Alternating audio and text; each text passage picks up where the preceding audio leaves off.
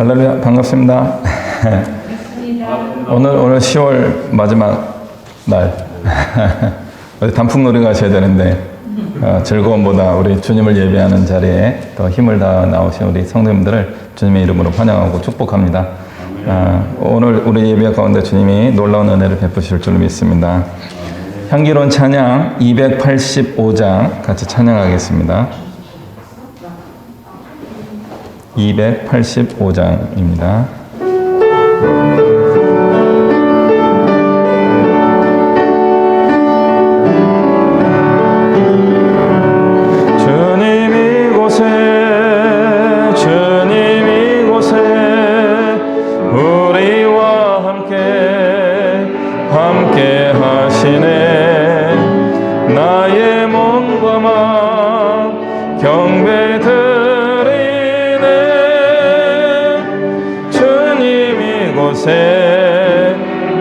주님 이곳에, 주님 이곳에, 주님 이곳에 우리와 함께 하시네.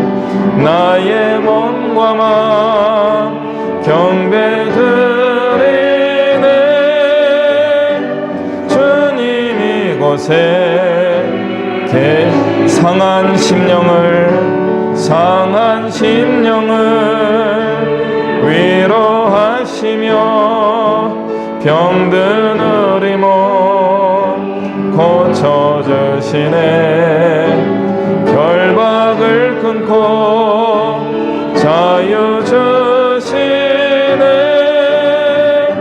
주님 이곳에, 주님 이곳에, 주님 이곳에, 주님 이곳에 우리와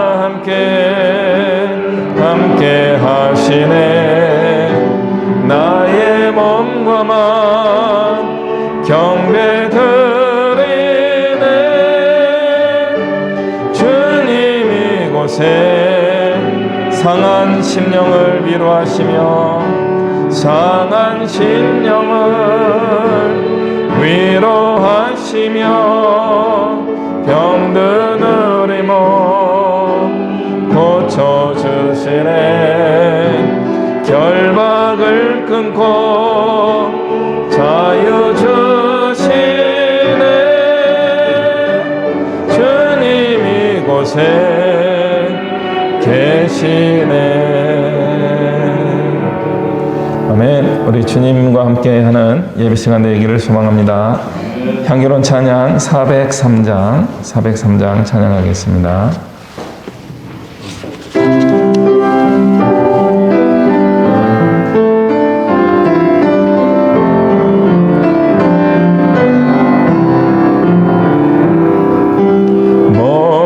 목마른 사슴 시내 물을 찾아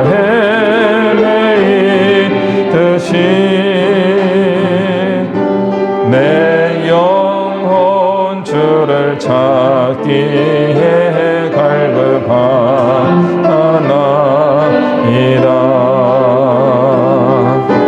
주님만이 나의 힘, 나의 방패, 나의 참 소망. 나의 몸 정성 다 바쳐서 주님 경배하니. 금보다 귀한 나의 주님, 금보다 귀한 나의 주님, 내게 만족 주신 주, 당신만이 나의 기쁨 또한 나의 참 고백. 주님만이 나의 힘, 나의 방패, 나의 참 소망. 나의 몸 정성 다 바쳐서 주님 경배하 목마름 사슴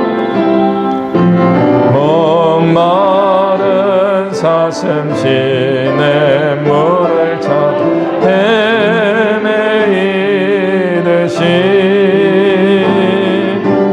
내 영혼 주를 찾기에 갈급하나이다.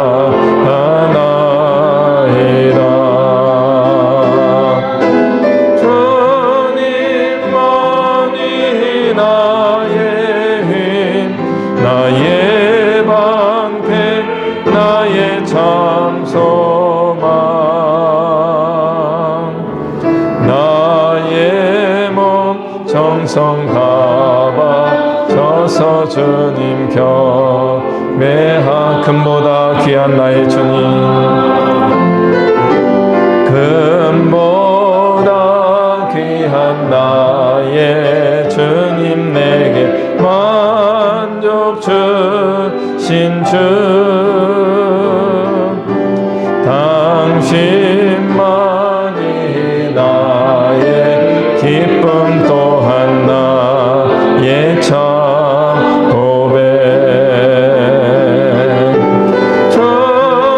주님만이 나의 힘 나의 방패 나의 참 소망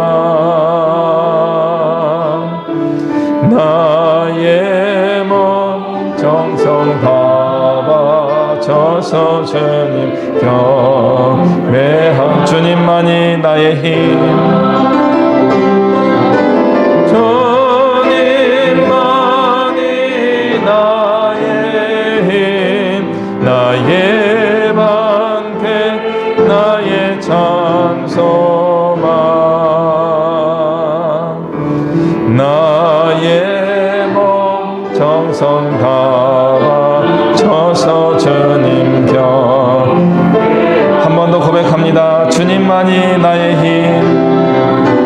주님만이 나의 힘 나의 방패 나의 참 소망 나의 몸 정성 다 바쳐서 주님 경배하 나의 몸 정성 다 바쳐서 나의 몸 정성 다 바쳐서 주님 경배합니다.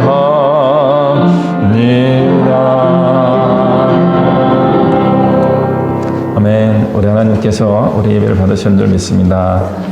교회 소식 잠깐 알려드리겠습니다. 오늘 예배에 참여하는 우리 모든 성도님들 또 영상으로 함께 하시는 모든 성도님들을 주님 안에서 환영하고 축복합니다.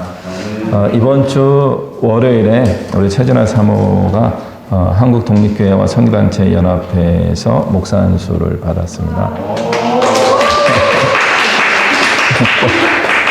다시 일어나셔서 제대로 인사하십시오.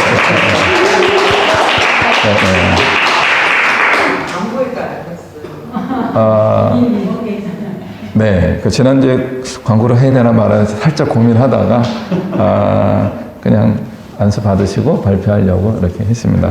미리 알려드리지 못해서 죄송하고요. 이제 목사로서 이제 또 다른 사명을 또 잘 감당할 수 있도록 그 성도님들의 기도로 이렇게 응원하시고 축복해 주시면 좋겠습니다. 아멘. 예, 우리 또 좋은 소식 더 있나요? 우리 주보에 올리지 못했는데. 네, 많지만 주보에 올리지 않은 걸로 이렇게 하고 우리 함께 일어나셔서 주 찬양합니다. 찬양하며 우리 주님께 더 가까이 나아가도록 하겠습니다.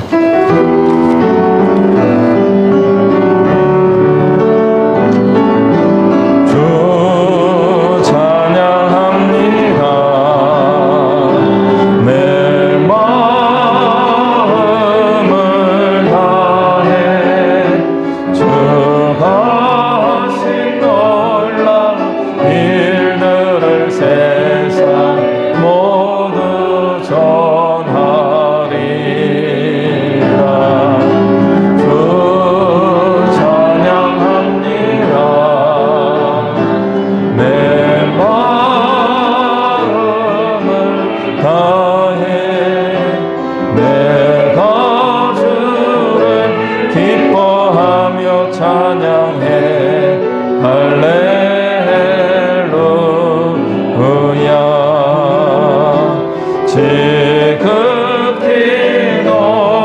거룩하신 이름 찬양해.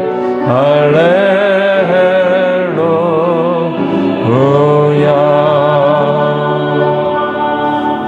사도신경으로 우리 신앙을 고백합니다. 나는 전능하신 아버지 하나님 천지의 창조주를 믿습니다. 나는 그의 유일하신 아들 우리 주 예수 그리스도를 믿습니다. 그는 성령으로 잉태되어 동정녀 마리아에게서 나시고 본디오 빌라도에게 고난을 받아 십자가에 못 박혀 죽으시고 장사된 지 사흘 만에 죽은 자 가운데서 다시 살아나셨으며 하늘에 오르시어 전능하신 아버지 하나님 우편에 앉아 계시다가 거기로부터 살아있는 자와 죽은 자를 심판하러 오십니다. 나는 성령을 믿으며 거룩한 공교회와 성도의 교제와 죄를 용서받는 것과 몸의 부활과 영생을 믿습니다. 아멘. 찬송가 32장 찬양하겠습니다.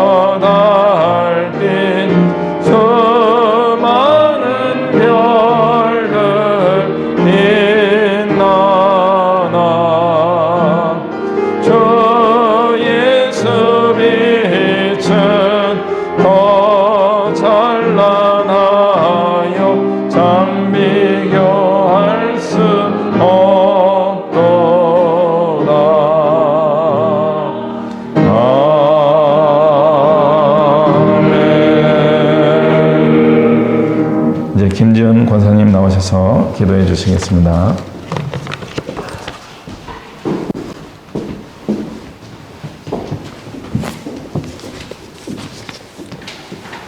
다 같이 기도하시겠습니다. 내게 주신 모든 은혜를 내가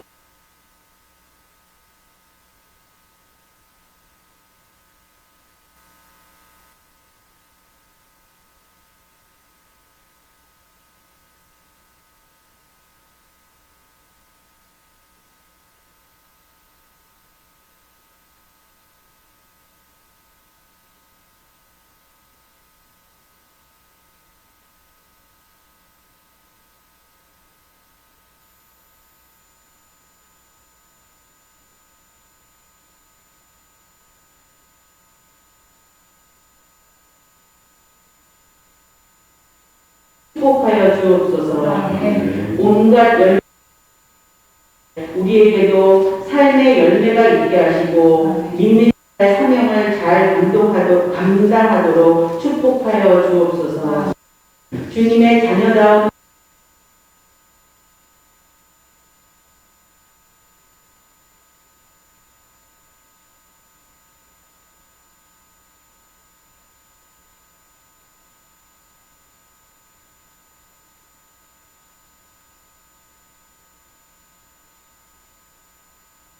주님의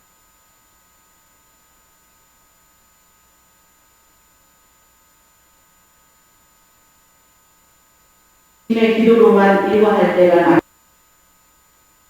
나의 상황을 합리화 와 변명을 했던 것은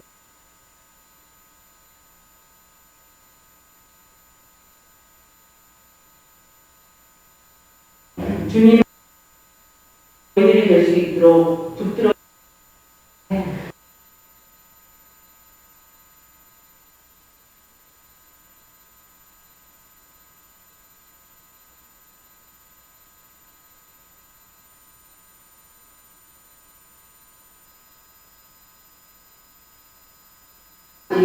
하나님의 섭리하심을 생각하며 감사할 수 있게 하시고 감사의 사람으로 주님을 기쁘시게 할 수 있는 삶이 되게 하여 주옵소서.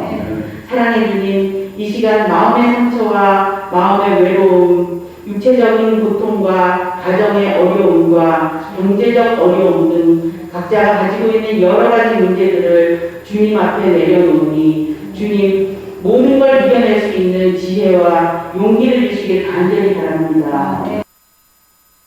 고난을 승리로 이겨내신 주님을 바라보게 하시고 죽음까지도 물리치신 주님의 능력을 의지하여 새 힘을 얻게 하여 주옵소서. 코로나의 상황이 어떻게 변할지 그로 인한 정책이 어떻게 바뀔지 저희들은 그저 따를 수밖에 없으나 모두들 마음 편히 모여서 예배드리고 찬양하는 그날이 하루빨리 오도록 주님이 함께하여 주옵소서. 열심으로 많은 복을 더하여 목사님을 통하여 주시는 말씀 꼭 붙들고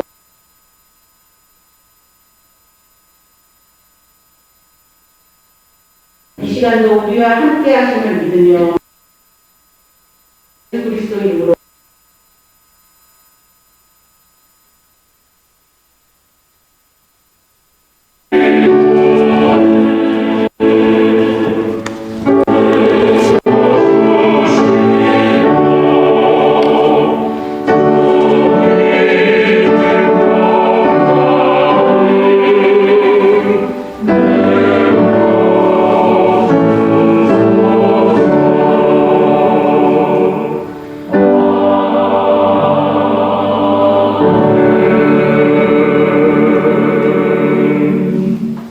우리 함께 복음 찬양 드리며 우리 예물을 주 앞에 올려 드리겠습니다.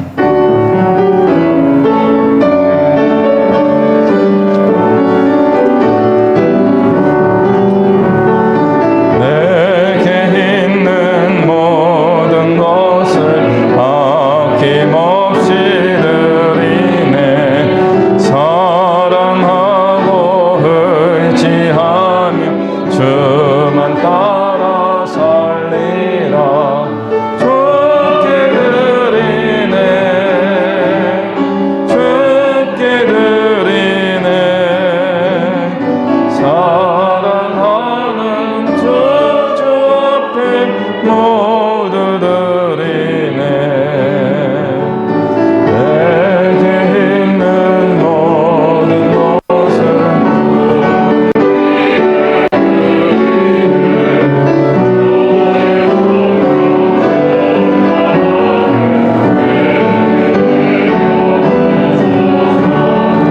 주께 드리네.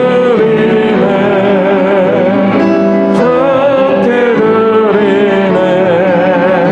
사랑하는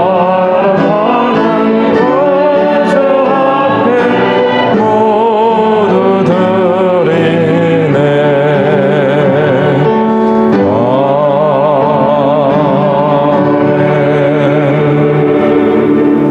기도하겠습니다. 사랑과 은혜가 충만하신 하나님 아버지, 우리가 주님을 향한 사랑의 마음과 고백을 담아 우리가 예물을 올려드리옵니다. 우리 예물을 기쁘게 받아 주시옵소서. 드린 손길 정성을 다하여 주님께 헌신하며 주님께 몸과 마음과 우리 예물을 바치는 그 하나님의 사람들을 기억하여 주시고 그 수고와 인내와 또 기도의 제목을 주님께서 굽어 살펴보아 주시고 은혜의 복으로 덮어 주시옵소서. 우리의 모든 삶을 주님께서 항상 늘 지켜주시고 우리의 모든 간절한 기도가 응답될 때 우리가 더욱더 감사함으로 더욱더 주님께 헌신할 수 있도록 주님 역사하시고 은혜를 베풀어 주시옵소서. 우리가 드린 이 예물이 주의 나라와 몸된 교회를 위하여 잃어버린 영혼을 찾으며 생명을 살리는 일을 위하여 바르고 의롭게 귀하게 잘 쓰일 수 있게 하여 주시옵소서. 감사드리며 예수 그리스도의 이름으로 기도하옵나이다. 아멘. 이제 우리 김준엽 집사님 나오셔서 성경 봉독해 주시겠습니다. 출애굽기 32장 1절에서 11절 말씀입니다.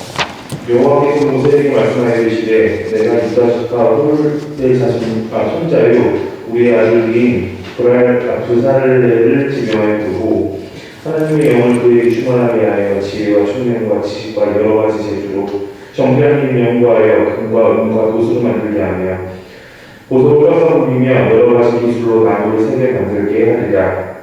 내가 또 단지파 아히사막의 아들 오홀리아를 세워 그와 함께하며 지혜로운 마음이 있는 모든 자에게 내가 지혜를 주어 그들이 내게 명령한 것들을 다 만들게 할지니 곧 회막과 증거계와 위에 속죄소와 회막의 모든 기구와 상의 그 기구와 손 등잔대와 그 모든 기구와 동양단과 번제단과 그 모든 기구와 물주멍과 그 받침과 제사직을 행할 때 입는 정교하게 짠 의복 곧 제사장 아론의 성리와 그의 아들들의 옷과 관유와 성소의 향기로운 향이다. 물은 내가 내게 명령한 그대로 그들이 만들었습니다.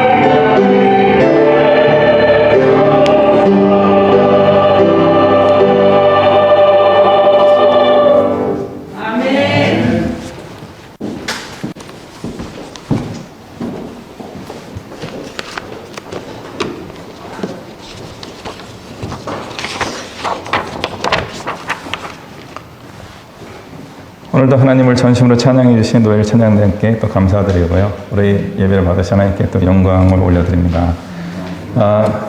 이미 또 서로 인사를 또 나누긴 하셨지만 또 말씀을 또 우리가 나누기 전에 또 앞뒤 좌우에 계신 분들에게 말씀 가운데 은혜가 넘치시길 바랍니다. 먼저 축복하며 인사 나누시겠습니다. 네. 네.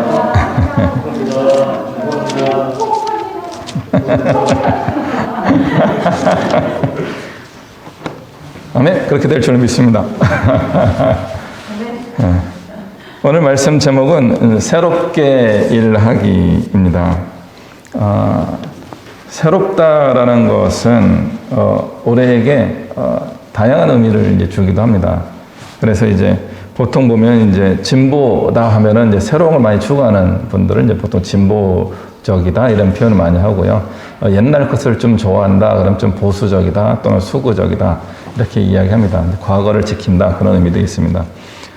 과연 진보와 보수라고 하는 정치에서 많이 사용하는 용어긴 하지만 우리 개인의 삶에서도 이 진보적인 사람이 있고요. 좀 보수적인 사람이 있고 그렇습니다. 그래서 각각의 장점과 단점들이 늘 있는 것 같습니다. 새로운 게 늘 좋은 게 아닙니다. 왜냐면요. 새로운 거는 새로 배워야 됩니다. 새로 배운다는 게 좀 쉽지 않습니다.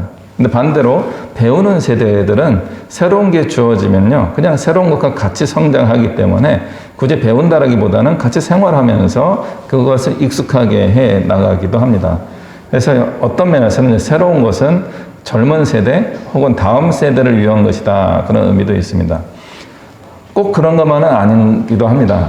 연세가 많이 들어서 요즘 키오스크라는 걸 사용하다가 어떤 분이 눈물을 흘리셨다 그런 이야기가 돌아요. 그래서 이제 보통은 카운터에서 주문하면 그 음식을 햄버거를 주던가 이렇게 하는데 저희 가서 무인 주문대에서 주문하세요 하는데 메뉴도 많고 화면도 넘겨야 되고 뭐 바구니에 넣으라는데 바구니도 없고 그래서 내가 주문한 게 어디로 갔는지도 찾을 수도 없고 그러다 나는 이제 이 시대에 살 수 없나 보다 하면서 좀 나이가 드신 분이었던 것 같아요. 그래서 굉장히 힘들어하는 그런 일도 있었다라고 합니다. 왜 새로운 게 어렵냐 하면은 보통 이야기할 때 인터페이스라고 이야기합니다. 그러니까 사람들이 뭘 봤을 때 이렇게 하면 되지라고 하는 게 인터페이스입니다. 그런데 이게 인터페이스가 바뀌게 되면요 헛갈리기 시작합니다. 옛날에 이게 스위치 누르면 되는데 그 스위치가 작동을 안 하는 겁니다. 그 은행에 보면은 현금 지급기에 보면은 옆에 비밀번호 숫자 키가 있어요. 옛날에 그 숫자 키를 눌렀었던 적이 있거든요. 근데 지금은 화면을 눌러야 되는 거예요. 그러니까 처음에는 저 같은 경우도 숫자 키를 몇 번 눌러보면 왜 안 되지? 이런 마음이 들 때가 있는 겁니다. 그런 게 이제 인터페이스라고 하는 겁니다. 그런 게 변화가 되면은 그건 이제 작은 일인데도 약간씩 혼란이 온다면 굉장히 큰 전환점이 오게 되면은 모두가 다 헛갈리기 시작합니다. 똑같은 일을 보고 다르게 생각하는 일이 발생할 수 있기 때문에 그렇습니다. 오늘 읽은 본문의 내용은 예배에 관한 이야기입니다. 예배에 대한 이야기에서 우리 하나님은 이스라엘 사람들과 어떻게 하고 있었는가 이런 부분을 한번 새롭게 일하시는 하나님, 우리 인간의 관점에서 새로운 겁니다. 하나님께서는 이미 다 준비가 되었던 일을 우리에게 들려주시는데 우리가 좀 그것을 낯설게 받아들이는 것이죠. 이스라엘 사람들이 애굽 혹은 이집트라고 하는 나라를 탈출해서 사흘길만 가는 게 원래 바로하고의 거래 조건이었습니다. 3일 정도 나가서 우리 하나님을 예배하고 돌아오겠다. 다 뻥이에요. 우리 하나님도 가끔 그렇게 뻥을 치십니다. 그게 뭐냐면 고대 사회의 완곡한 표현입니다. 우리가 탈출할 거야 그러면은 바로도 견딜 수 없는 거고요. 탈출하는 이스라엘 백성들도 굉장히 불안한 겁니다. 싸움을 한번 해야 되는 거예요. 명백한 일을 가지고 되느냐 마느냐 하면 힘이 있는 사람이면 우리 나갈게. 그러고 그냥 나가면 되는데 이스라엘 백성들은 힘이 있는 상태가 아니었습니다. 그래서 힘이 없는 사람들이 이집트 땅을 나가는 방법은 바로 왕의 허락을 받아야 됩니다. 왜냐하면 한두 명 나가면 상관없는데 60만 명이 동시에 나가거든요. 그러니까 여성과 아이들까지 포함하면 한 200만 명에서 300만 명이 동시에 움직이는데 바로가 그걸 보고 쟤는 뭐냐 이렇게 하면서 서로 당황하는 겁니다. 그 싸우고 나와야 되는데 싸우지 않고 나오는 방법이 하나님의 지혜입니다. 우리가 하나님을 예배하러 사흘길을 가겠다. 그 원래 계획은 돌아오는 게 계획이었는데 하나님이 그냥 계속 가라고 하시더라. 그 하나님 말씀에 순종하면 되는 겁니다. 그러니까 그것은 하나님이 다 거짓말이다, 참말이다 하는 문제를 넘어설 수 있는 겁니다. 그런데 바로가 그걸 알아듣고 못 가게 막은 거죠. 그래서 10가지 재앙을 다 통과하고서 마지막에 첫째 아들들, 첫째 동물들의 그 첫째 새끼들을 다 죽이는 그런 재앙이 내리고 난 다음에야 이제 떠날 수 있게 됩니다. 그럼 이스라엘 백성들 마음은 어땠을까요? 바로하고 비슷했을 가능성이 높습니다. 한 사흘 정도 가서 예배 한번 하지 않겠나? 이런 생각을 했을 겁니다. 그런데 사흘이 걸리지 않습니다. 더 많은 시간이 필요합니다. 이집트에서 나오는 날을 1월 15일이라고 합니다. 이스라엘 달력으로 1월 15일이라고 하는데 그때가 바로 6월절입니다. 6월절부터 한 달 동안 2월 15일까지 한 30일 가까이를 걸어가고서 이제 광야의 한 곳에 도착하게 됩니다. 거기 도착했다가 조금 더 가라고 하십니다. 그래서 한 2주간 더 걸어가가지고 시내산 앞에 도착합니다. 그러니까 하나님을 예배하러 가는 기간이 사흘이 아니고요. 이미 한 45일 이 정도의 시간을 사용해야 했습니다. 그래서 3월 첫째 날에 시내산에 도착해가지고 이제 율법을 선포하는 거죠. 10계명을 20장에서 10계명에 대한 이야기를 해주고 25장에 다시 하나님께서 명확하게 주신 돌판을 받으러 모세가 40일간 산에 올라가게 됩니다. 산에 올라가 있는 그 40일 동안에 이스라엘 백성들이 좀 혼란의 시간을 갖게 되는데 그 이야기는 뒷부분에 잠깐 나누도록 하겠고요. 그래서 하나님께서 십계명을 돌판에 새겨주시면서 모세에게 주시고 그때 해주신 이야기가 성막을 이렇게 지어라. 그리고 제사장들을 이렇게 세우도록 해라 하고 하는 구두로 성막에 대한 청사진을 들려주신 겁니다. 그리고 이 청사진을 가지고 머릿속으로만 기억으로만 갖고 온 겁니다. 그 모세가 이스라엘에 오늘 나온 브살렐과 오홀리압이라는 사람을 이제 책임자로 선발하여서 그분들에게 일을 맡기고 또 돕는 사람들이 함께해서 성막을 완공하는 데까지 10개월이 걸리게 됩니다. 해가 바뀝니다. 그래서 2년차 되는 날이 되었을 때 성막이 준비가 되고 예배할 준비를 이제 겨우 마치게 되는 겁니다. 우리는 기독교적 전통이 있기 때문에요. 아무 데서나 예배할 수 있습니다. 가정에서, 우리 기독교의 출발점은 가정에서만 출발합니다.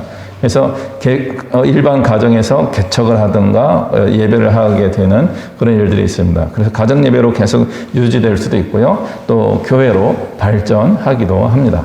그래서 우리는 이런 건물에 대한 예배보다는 그냥 사람이 모이면 언제든지 예배할 수 있습니다. 그러니까 우리는 야외 예배도 하는 거예요.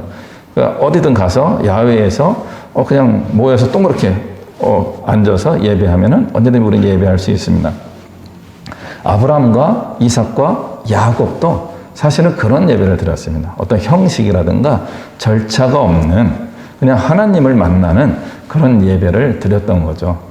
그런데 이집트를 탈출한 이스라엘 사람들은 그렇게 할 수가 없었습니다. 개인적으로는 그런 예배를 할 수도 있지만 하고 있었을 겁니다. 그런데 이제는 집단으로 예배를 해야 되는 거예요.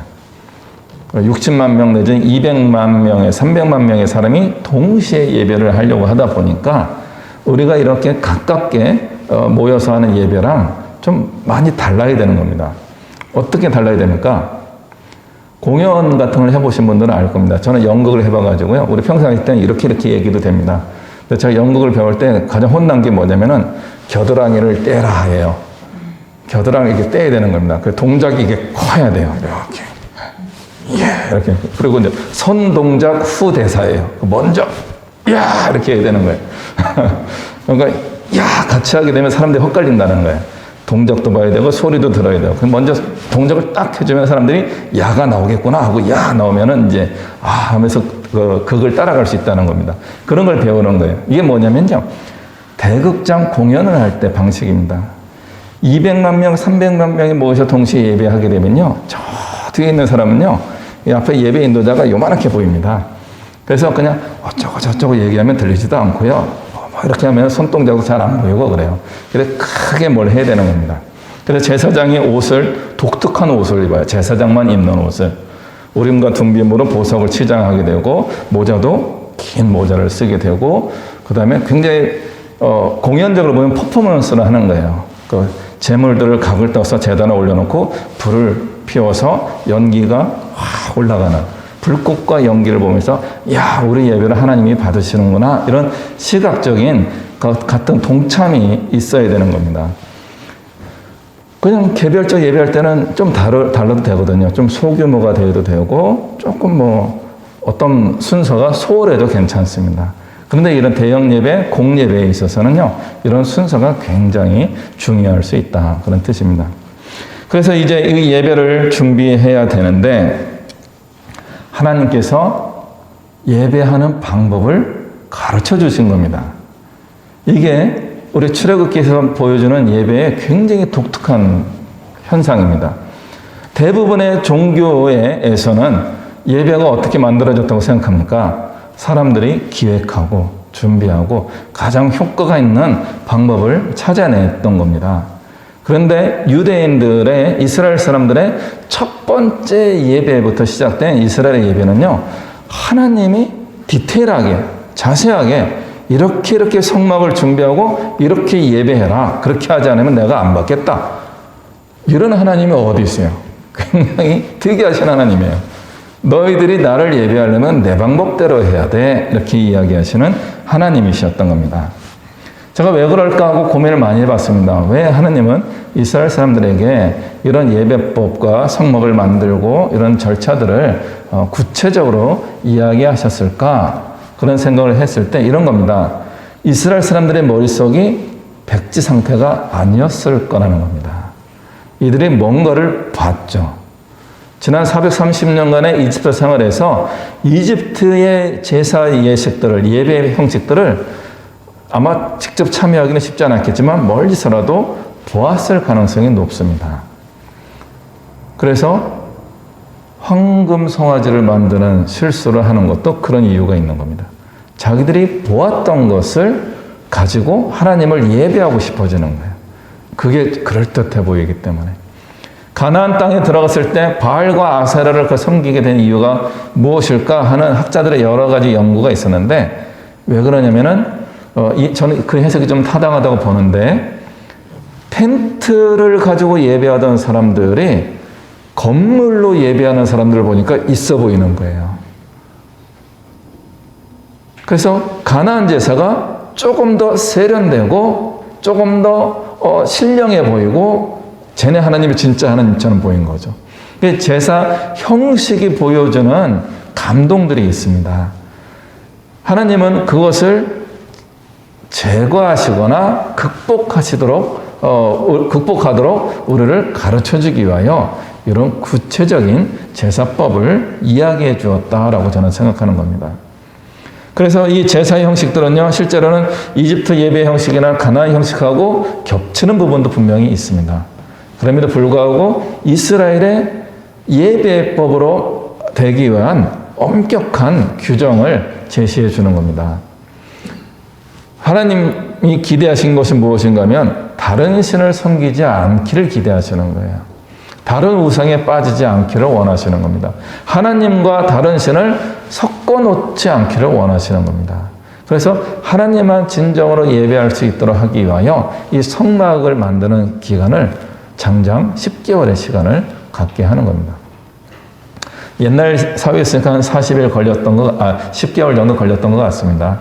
요즘 한 2, 3층 건물 지면은요, 한 3개월에서 6개월이면 뚝딱뚝딱 짓더라고요. 요즘 건축 기술이 많이 좋아져서 콘크리트 건물 지으면은 굉장히 빨리 짓는 것 같습니다. 그런데 이 성막을 짓는데 10개월 동안 만들어지는 이 과정에서 또 중요한 원리를 하나 발견하게 됩니다.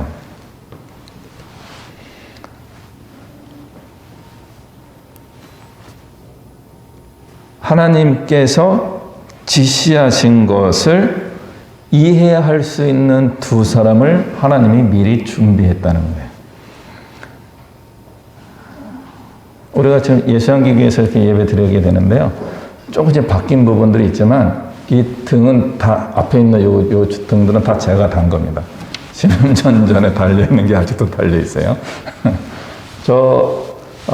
스크린이 원래 저쪽 벽으로 일자로 있었던 건데 그랬더니 여러 개 불편해가지고 제가 이만큼 각을 꺾는데 시큐리티 카메라가 설치가 된 다음에 각을 틀어야 되기 때문에 최대한 붙여서 제가 한 겁니다.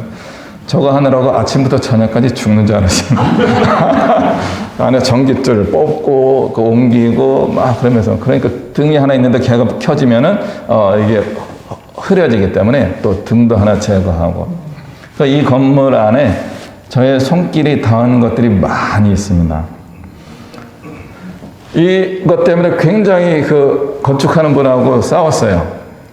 이 건축하신 분이 전문가입니다. 그때 이제 대명 콘도 이런 데를 전문으로 하시는 그분이 여기를 해줬어요. 원래 한 2억 정도 들어가야 되는데 1억에 맞춰서 해주셨습니다. 그러니까 이 건물 이렇게 공간을 이렇게 만드는 한 1억 정도 된 건데 조명 담당하신 분하고 저하고 조명 각도 때문에 싸웠어요.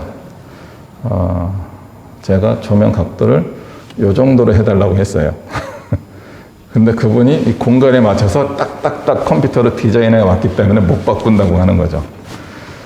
그래서 고민을 많이 했죠. 이미 1억 원이 들어갔는데 이거 한번 보냈다가 다시 오게 되면 한 몇백이 더 들어가는데 그래서 그냥 한 거예요. 그래서 이게 뭔가 계속 마음이 안 맞아요. 부살렐과 오홀리압과 같은 사람이 아니었던 거죠. 그리고 제가 스스로 부살렐과 오홀리압처럼 하니까 항상 뭔가 이게 못 박은 자국들이 여기 이렇게 남으시. 이거 다 제가 이게 붙였다가 와이어 달고 하려고 했던 것들입니다.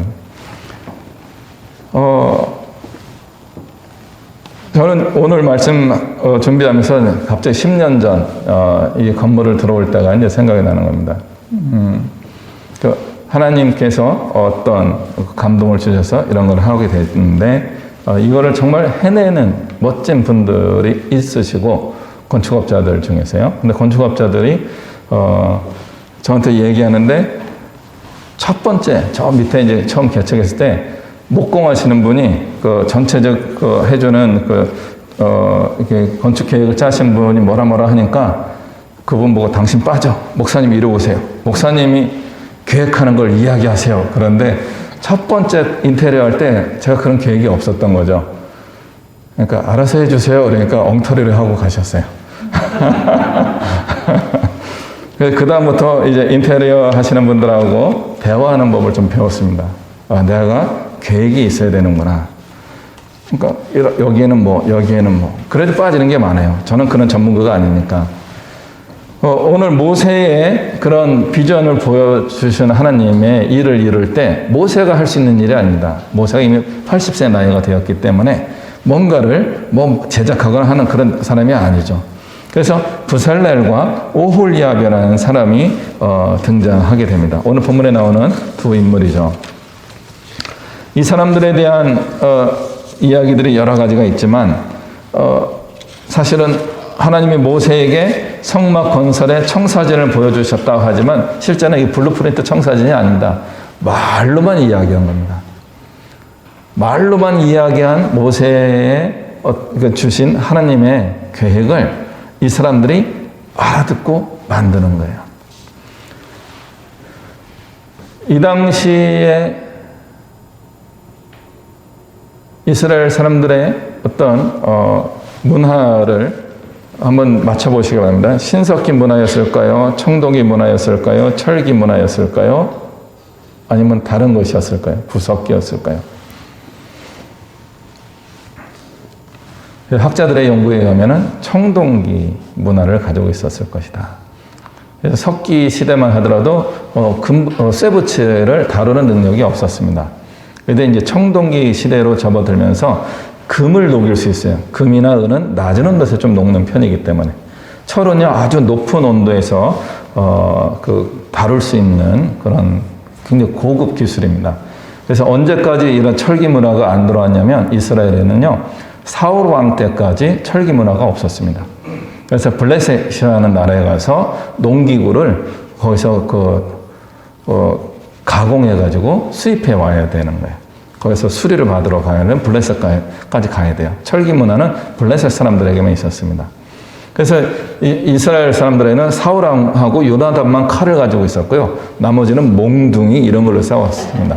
그러니까 블레셋 사람들이 이스라엘 사람들보다 숫자가 적은데도 이스라엘 사람들이 완벽하게 이기지 못했던 이유는 무기의 차이가 있었기 때문에 그렇습니다.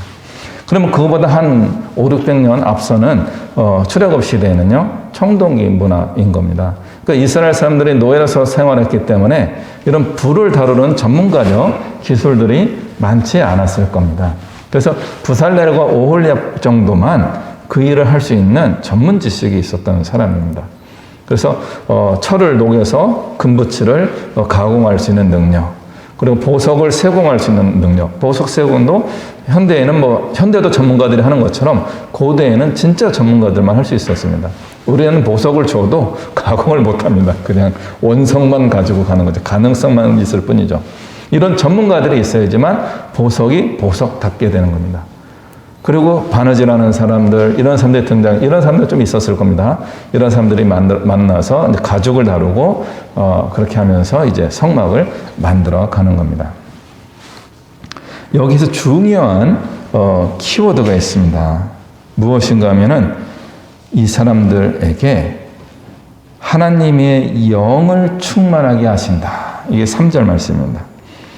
부살렐에게 하나님의 영을 충만하게 하셔서 여러 가지 재주로 일을 하게 하신다. 6절에 보면은 오홀리압을 세워서 또 그와 함께하는 사람들에게 지혜로운 마음이 있는 사람들에게 지혜를 주어. 지혜가 없는 사람에게 지혜를 주는 것이 아니고요. 지혜로운 사람들에게 하나님이 지혜를 주셔서 이 일을 할 수 있게 만드신다 하는 겁니다. 보통 우리는 하나님을 창조주 하나님이라고 고백합니다. 창조주는 우리 하나님은 무에서 유를 창조하시는 하나님입니다. 우리 인간의 창조는요, 인간도 창조적인 사람인데 우리는 유한한 것에서 새로운 유한한 것을 만들어내는 능력이 있는 정도입니다. 물론 스마트폰이라든가 이런 것들이 새롭게 만들어지기도 하지만 그것이 그냥 뚝딱하고 없던 게 만들어지는 것이 아니고 과거의 기술이 계속 발전하면서 이루어진 겁니다. 그래서 우리가 가지고 있는 새로운 것은 항상 이전 단계에 무엇이 있었기 때문에 지금의 새로운 것이 등장하게 되는 겁니다. 그러나 하나님은 정말 아무것도 없는 것에서 만드시는 하나님입니다. 더군다나요, 말씀으로 창조하십니다. 그러니까 인간만 흙으로 이게 빚으셨다라고 하는 표현이 나올 뿐이지 나머지 모든 세상 만물은 말씀하시니 그냥 그렇게 만들어지는 겁니다. 근데 우리 인간은요, 말로만 해서는 안 됩니다. 우리의 손과 발이 움직여야지만 뭔가가 나오게 됩니다. 그러니까 머리로만 되는 것이 아니고 머리가 손으로 표현이 되어야 하는 겁니다. 적어도 음악을 한다고 하더라도 음악이 머릿속에 있는 게 아니라 연주가 되어야 되는 겁니다. 몸으로 연주할 수 있을 뿐만 아니라 반주가 같이 된다면 피아노만 하는 연주가 또 그러니까 손과 발이 다 움직여야지만 우리 인간의 창조물이 보여지게 됩니다. 그러면은 이런 생각을 해봐야 되는 겁니다. 과연 우리는 하나님의 창조를 얼마나 따라갈 수 있을 것인가? 하나님처럼 될 수는 없지만 하나님의 창조를 따라가는 사람이 되려면 어떻게 하면 좋을까?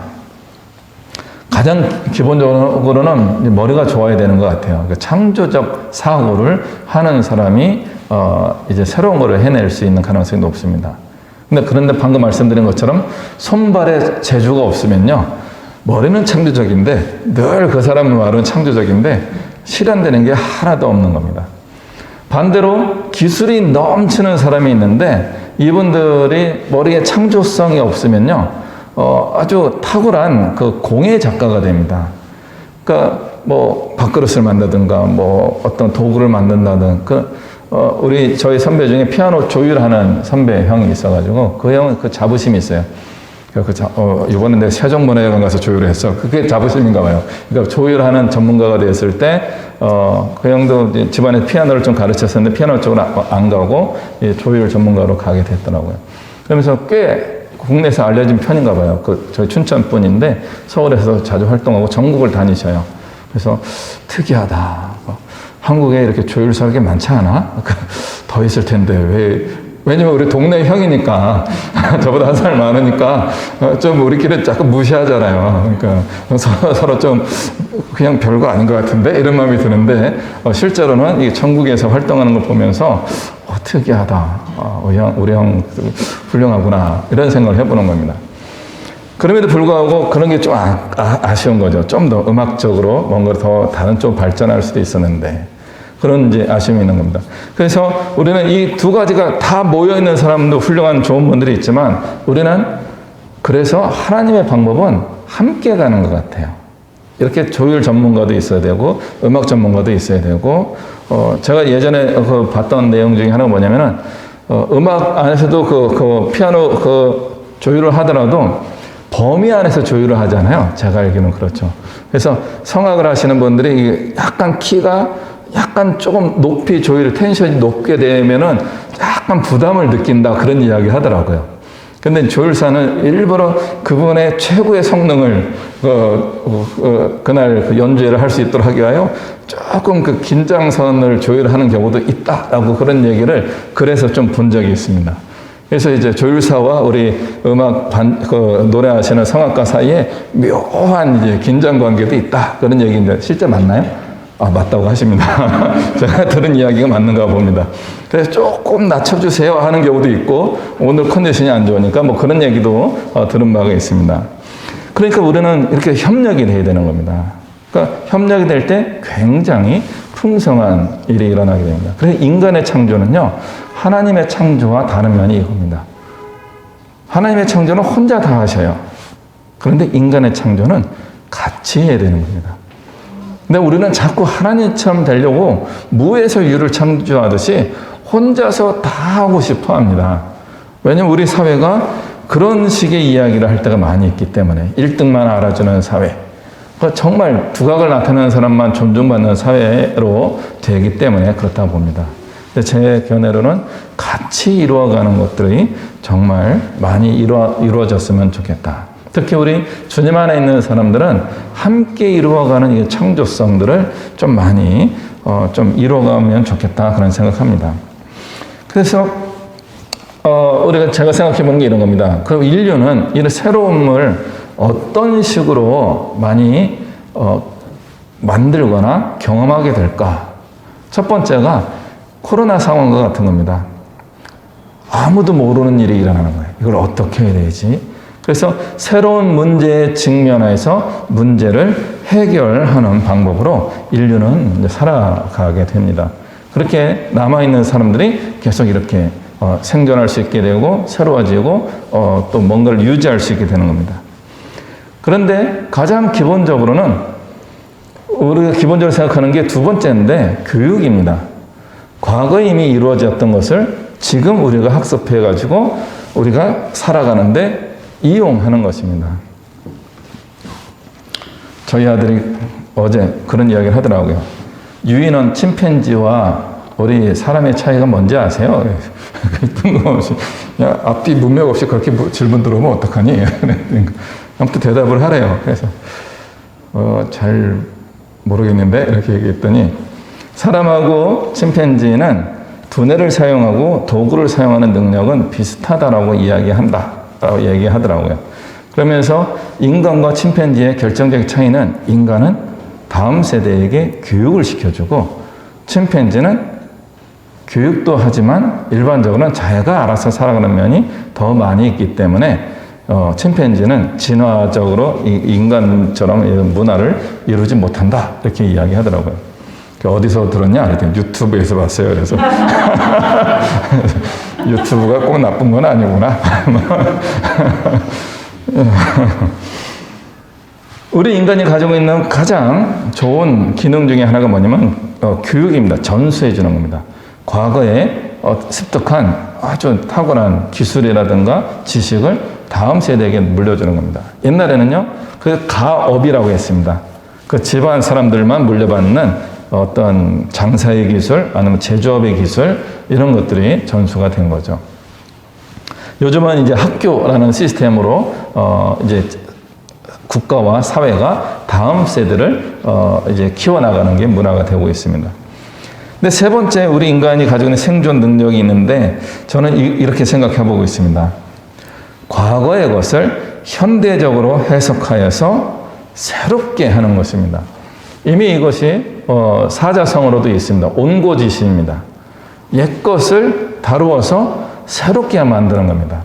그러니까 두 번째와 세 번째가 차이가 뭐냐면, 두 번째는 교육한 것을 거의 그대로 사용하는 것이라면, 세 번째는 교육받은 것에다가 플러스 알파를 하는 겁니다. 그러니까 하나를 가르쳤더니 열을 안다, 그런 것과 맥이 통하는 것입니다. 그런 과정에서 어떤 게 등장하냐면요, 이게 컴퓨터적 용어인데요, 킬러 앱이라는 게 등장하게 됩니다.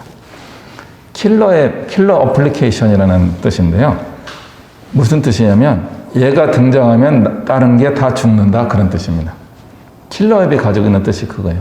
지금 우리가 킬러 앱으로 사용되는 게 뭐냐면 페이스북, 트위터, 카카오톡, 이런 겁니다.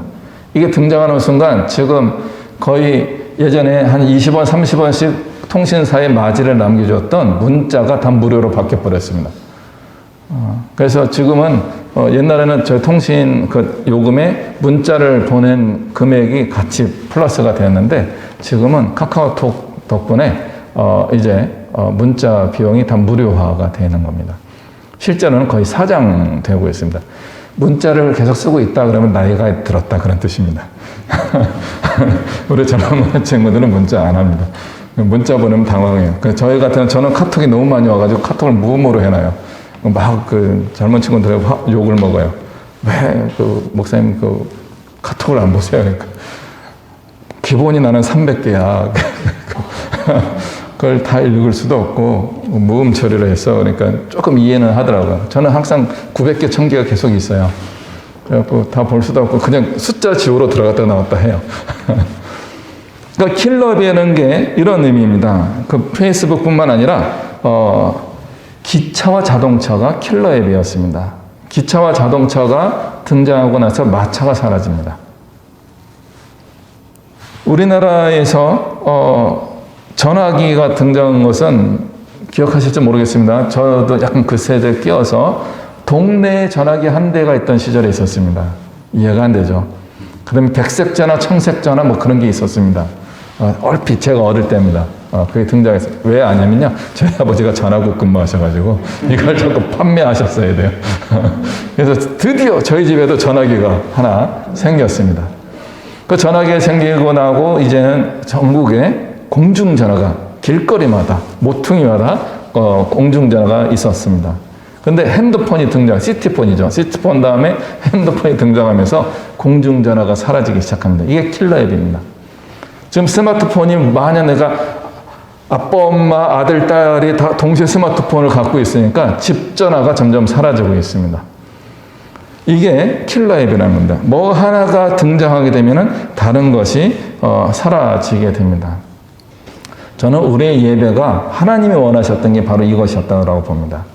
하나님을 예배하는 것을 통하여 우상 숭배하던 것이 사라지게 하는 킬러앱적인 예배를 지금 이스라엘 사람들에게 집중적으로 가르쳐 주려고 하는 겁니다.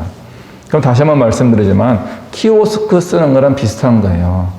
햄버거 가게 가서 햄버거를 주문해야 되는데 버튼을 눌러야 되는 것과 지금 새로운 예배 방식을 습득해서 하나님을 영과 진리로 예배해야 되는 일이 유사할 수 있다는 겁니다.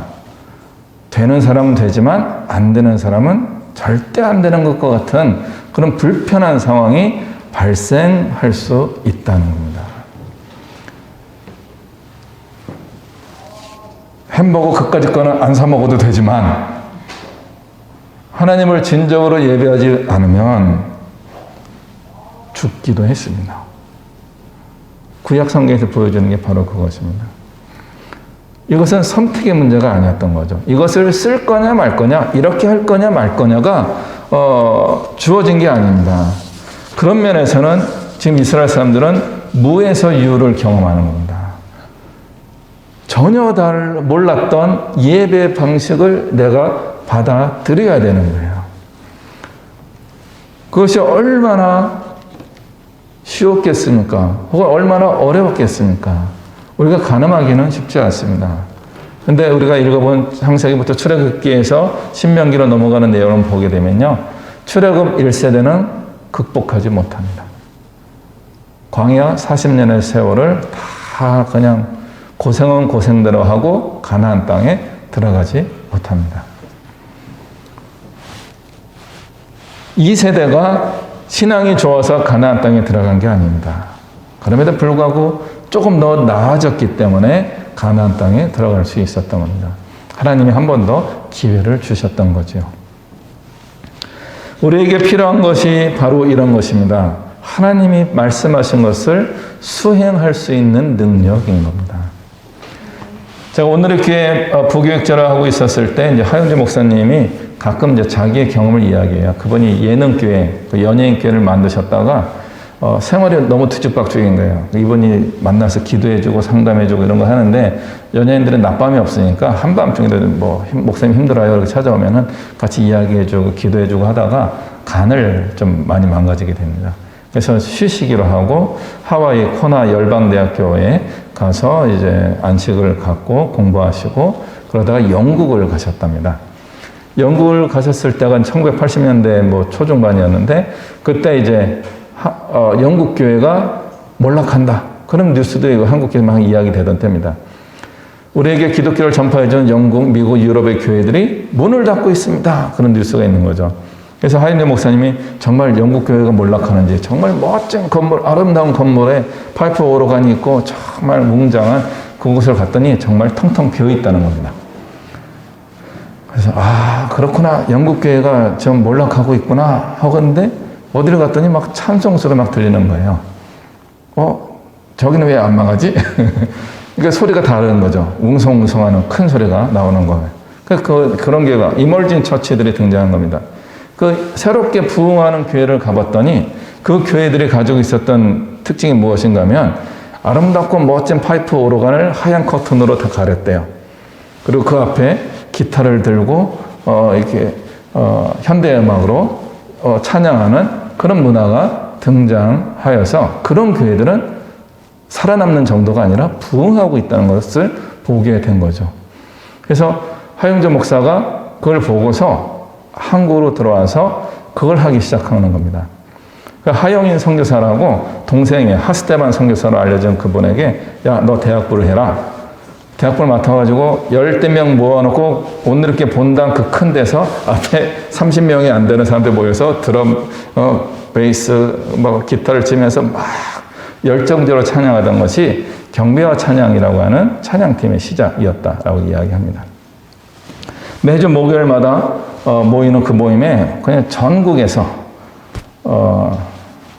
저도 그때 저희 고향 교회 선후배들도 춘천 사람들인데 기차를 타고 아침 새벽 첫 차를 타고 청량리에 내려서 거기서 전철로 갈아치우고 신용산역에 내려가지고 신용산역이고 서빙구역에 내려가지고 온누리교회를 매주 그 경배 찬양 훈련 받으려고 한 6개월 정도로 그렇게 다니는 그런 일도 있었습니다. 전국적으로 그런 열정이 모였던 때가 있었습니다. 한국교회에서도 될까 하고 했는데 그게 됐던 거죠. 그래서 수많은 교회에서 찬양과 경배 혹은 경배와 찬양이라고 하는 많은 찬양팀들이 세워지고 예배 부흥의 시대가 컨템포러리 월십이라는 것들이 발전하는 시대가 되었습니다. 근데 다시 한번 질문합니다. 그렇다면 모든 교회에서 경배와 찬양을 하면 부흥하고 성장합니까? 할 때 답은 예이기도 하고 아니요이기도 하는 겁니다. 어떤 교회는 되는데 어떤 교회는 잘 안 되는 겁니다.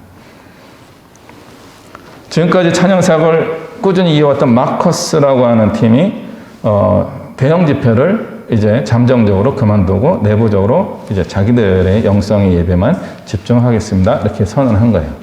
코로나 상황도 있었지만 점점 이 예배에 사람들이 모이지 않는 겁니다. 그럼에도 불구하고 또 다른 새로운 등장하는 예배팀들이 있으면 또 거기에 사람들이 또 와 몰려가기도 합니다. 그럼 거기에 제가 드리려고 하는 말씀의 키워드는 무엇이에요? 형식의 문제가 아니라 사람의 문제였던 겁니다. 누가 어떻게 그 주신 사명을 감당하느냐에 따라서 똑같은 형식을 사용하더라도 저기는 그저 그렇고 여기는 부흥의 열기가 오는 겁니다. 클래식 음악이 잘못됐다는 게 아닙니다. 뭐가 잘못된 거예요? 그 클래식 음악을 하면서 교회 음악을 이루어가는 그 당시 목사님들과 찬양 담당자들의 약점이 있었기 때문에 영국 교회가 몰락하고 있었던 거죠. 그러면 현대 예배가 좋았느냐? 아니죠. 현대 예배를 한다고 해서 다 부흥하는 것이 아닙니다. 현대적인 예배도 부흥의 한 도구로서 쓰임을 받았지만 결과적으로도 그 안에서 하나님의 말씀을 따라서 사역을 감당하는 사람이 중요한 겁니다. 그래서 현대 음악에 맞춘 찬양 사역을 하고도 굉장히 많은 사건 사고들이 많았습니다. 특히 성적인 사고들이 어마어마하게 많이 일어났어요. 준비되지 않은 사람들이 그런 앞에서 영광을 받는 자리에 들어가서 하나님께 영광을 올려야 되는데 나와 있는 사람들이 눈에 보이니까 그 사람들도 영광을 같이 받게 되거든요. 근데 그들이 그 영광을 이용하면서 같이 실패하는 그런 일들이 발생하게 되었습니다. 이제 시간이 좀 갔기 때문에 말씀을 마무리하겠습니다. 부살렐과 오홀리압이라는 사람은 하나님의 영에 충만한 사람이었던 겁니다. 그래서 이것을 감당할 수 있었던 겁니다. 모세에게 주신 이야기들을 모세는 무슨 말인지 모르고 거의 녹음기처럼 이야기했을 겁니다. 하나님이 이렇게 하래. 나름대로 그림이 그려지긴 하지만 그것을 어떻게 할지는 잘 모릅니다. 그런데 부살렐과 오홀리압이 예, 그럼 이렇게 할게요 하면서 그것을 그대로 구현해낸 겁니다. 그것이 이스라엘 예배의 첫 시작입니다.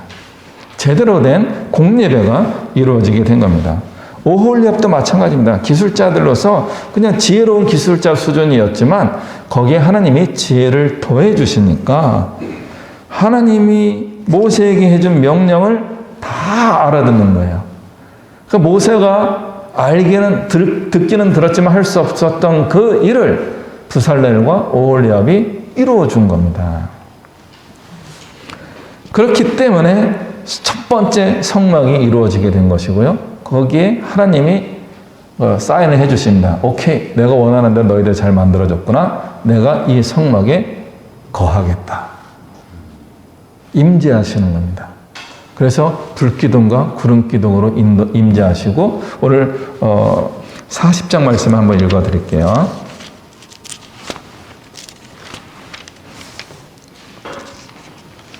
40장 34절 말씀입니다. 출애굽기 40장 우리 같이 한번 읽을까요? 34절부터 38절 끝까지 같이 읽습니다. 시작. 구름이 회막에 덮이고 여호와의 영광이 성막에 충만하며 모세가 회막에 들어갈 수 없었으니 이는 구름이 회막 위에 덮이고 여호와의 영광이 성막 위에 충만함이었으며 구름이 성막 위에 떠오를 때에는 이스라엘 자손이 그 모든 행진하는 길에 앞으로 나아갔고 구름이 떠오르지 않을 때에는 떠오르는 날까지 나아가지 아니하였으며 낮에는 여호와의 구름이 성막 위에 있고 밤에는 불이 그 구름 가운데 있음을 이스라엘 온 족속이 그 모든 행진하는 길에서 그들의 눈으로 보았더라. 아멘. 이것입니다. 하나님의 그곳에 임재하시게 되니까 어떤 일이 일어납니까?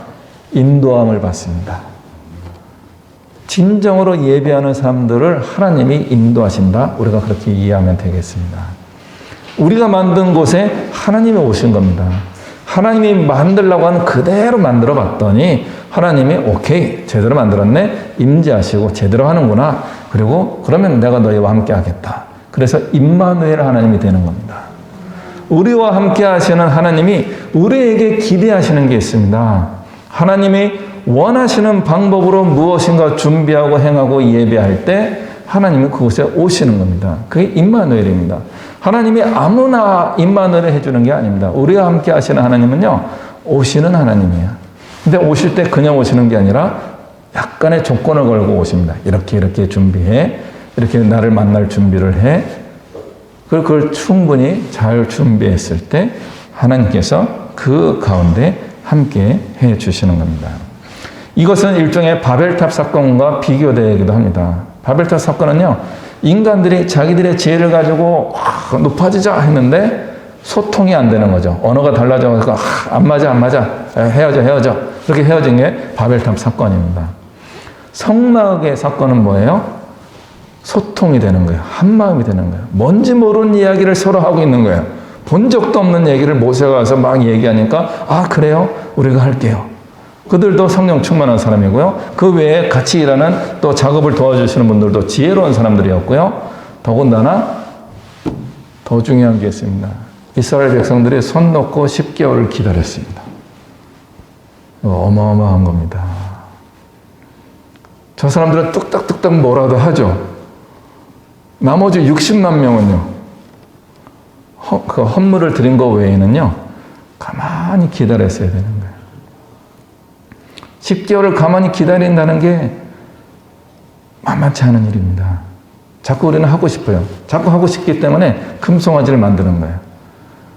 가끔은요, 우리가 하지 않아야 됩니다. 하지 않게 될 때 하나님을 진정으로 예배할 수 있는 준비가 완성되는 거예요. 자꾸 우리가 하나님의 음성을 듣지 못하고서 요즘 뭐 이래라 저래라를 요즘 아이들은 일해라 절해라 이렇게 알아듣더라고요. 자꾸 어른들이 저한테 일해라 절해라 그러는데 왜 일을 하고 절을 해야 돼요? 막 그러는데 이래라 저래라 하는 것을 자꾸 끼어들게 되면은 하나님을 예배하는 것이 오염되기 시작합니다. 실제로는요, 무형의 것이 유형이 되면요, 그것 자체가 다시 유효기간이 생기게 됩니다. 나중에 우리가 뒷부분에 더 볼 기회가 있겠지만 모세가 구리로 된 불뱀을 만들어서 치유가 일어나게 되는데 이것이 다윗 시대까지 이게 계속 유지되는 거예요. 히스기야 시대까지 아마 갈 거예요. 이 뱀 형상이 계속 가는 겁니다. 그게 우상 숭배가 되는 거예요. 하나님이 허락하셨던 유형의 것들이 나중에는 음란하게 섬기는 우상 숭배의 그 변형이 일어나게 되는 겁니다. 우리 기독교의 신앙도 그걸 자꾸 점검해야 돼요. 옛날에는 우리가 그것이 정말 우리의 신앙을 위해서 좋은 것이었지만 그것이 생명력 없는 전통이 되면요, 우리의 신앙을 오염시키는 것이 될 수 있습니다. 그럼 우리는 자꾸 새로워져야 돼요. 우리의 신앙은 새로워져야 되는 겁니다. 새로워지는 과정의 조건은 바로 하나님의 영에 사로잡히는 것이고요. 하나님의 지혜를 충만하게 덮이는 거고요. 나에게 하나님이 임재하지 않으셨다면 기다리는 겁니다. 그래서 성막을 완성한 거는요, 나중에 결과적으로는 이스라엘 백성이 성막을 완성한 거다 이렇게 고백을 하게 됩니다. 이스라엘 성막은 모세를 통하여 부살렐과 오홀яб과 전문가들의 수고와 노력을 통하여 이루어진 것이지만 결과적으로는 이스라엘 백성들이 성막을 완성하였더라. 이것이 성경이 우리에게 가르쳐주는 진리입니다. 가만히 있는 것도 우리가 한 것입니다. 실행하고 하는 능력을 가진 사람들만 우리는 부각시킬 수 있지만 일하지 않고 기다려준 평범한 믿음의 사람들도 정말 잘한 것입니다. 이게 다 사모하는 마음이 함께 어우러져 있는 겁니다. 어떤 면에서는 우리 예언교의 모습과 비슷할 수도 있습니다. 최근 몇 년에 있었던 일들, 한 2년 정도, 2, 3년간에 있었던 일들을 우리는 기억할 수 있을 겁니다. 그 직전은 제가 잘 모르지만 저는 이제 작년 여름 이후 만나고 뵈면서 올해 1년간 지나면서 했던 기억들을 보게 됩니다. 이제 2021년도를 마무리하면서 코로나도 뭔가 새로운 국면으로 넘어가게 될 때 정말 우리는 어떤 면에서는 성막을 새로 짓듯이 하나님께서 기대하시는 이 시대의 새로움을 추구해야 될 때일 수 있습니다. 여기 계신 모든 분들이 모세와 같이 그 부살렐과 오홀яб 같이 또 지혜로운 하나님 일꾼처럼 일하실 뿐만 아니라 가만히 계시는 것도 하나님께서 기대하시는 일들을 이루는 그 때가 될 것입니다.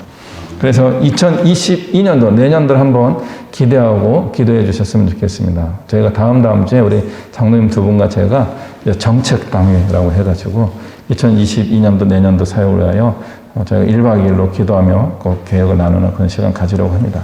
그때 우리에게 이런 일이 일어나게 해주십시오. 모세와 부살렐과 오홀리압 사이에 일어났던 일들이 우리에게 일어나게 해주시고 2022년도에는 정말 하나님이 기뻐하시는 일들이 또 새롭게 준비되고 시행되는 그런 해가 되게 하여 주옵소서. 그렇게 바라보시고 축복하시고 기도해 주시면 참 좋겠습니다.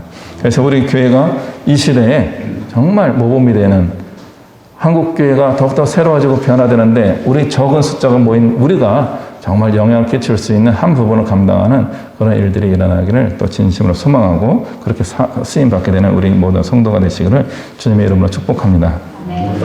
우리 시간 한 1분 정도 기도하겠습니다. 하나님, 나에게 말씀하여 주시옵고 우리에게 말씀하여 주시고 우리 예양교회가 하나님의 교회로 더욱더 성장하고 발전할 수 있고 많은 생명을 살리는 사명을 잘 감당할 수 있게 하여 주옵소서. 그렇게 은혜를 구하며 같이 기도하시겠습니다.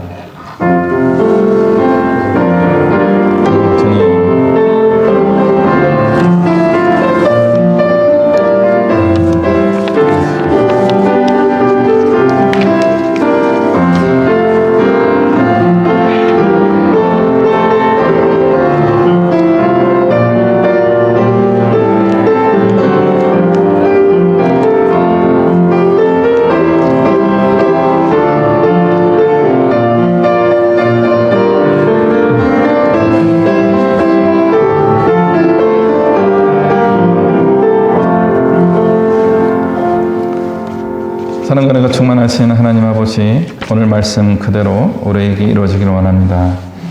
우리가 하나님의 음성을 들을 수 있게 해주시고 그것을 다른 사람들과 잘 나눌 수 있게 해주시고 또 함께 그런 신령한 꿈을 꾸고 그것을 이루어갈 수 있도록 실현할 수 있도록 역사하여 주옵소서. 우리의 교회가 그런 복된 교회가 되게 하여 주시고 우리를 통하여 주님 큰 영광 받아 주시옵소서. 예수 그리스도 이름으로 기도합니다. 아멘. 우리 함께 일어나셔서 찬송가 436장 같이 찬양하겠습니다.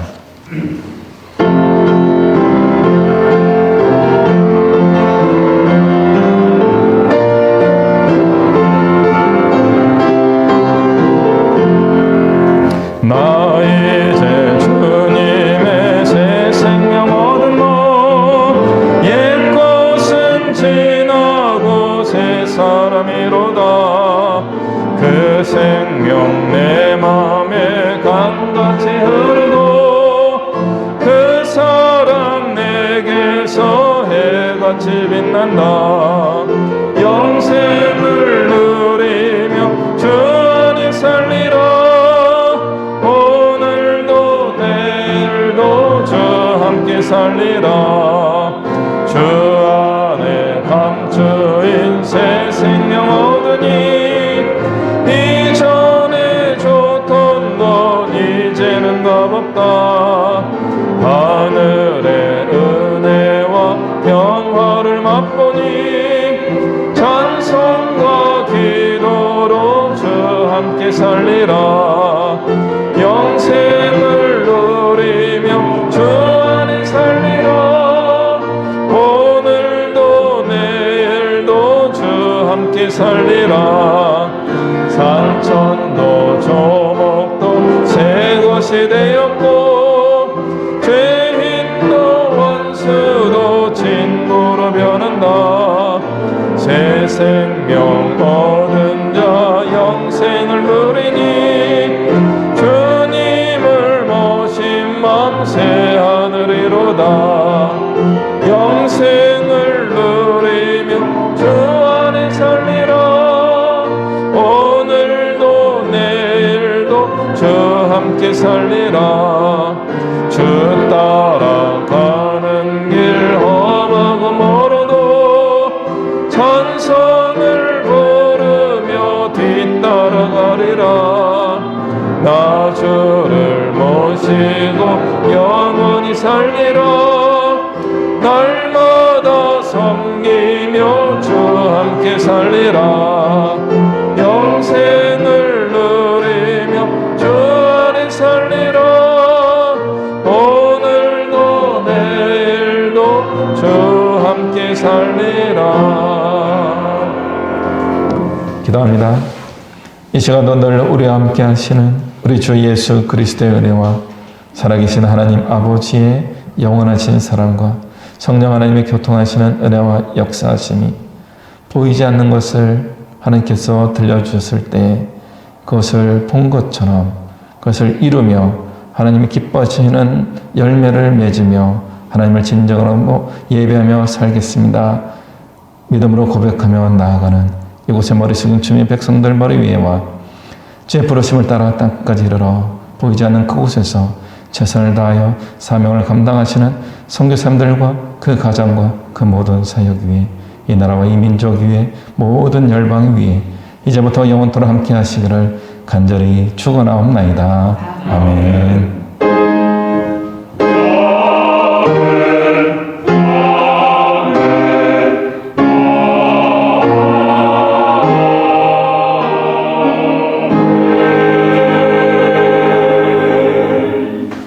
아멘. 우리 하나님께 영광의 박수 올려드리겠습니다. 할렐루야.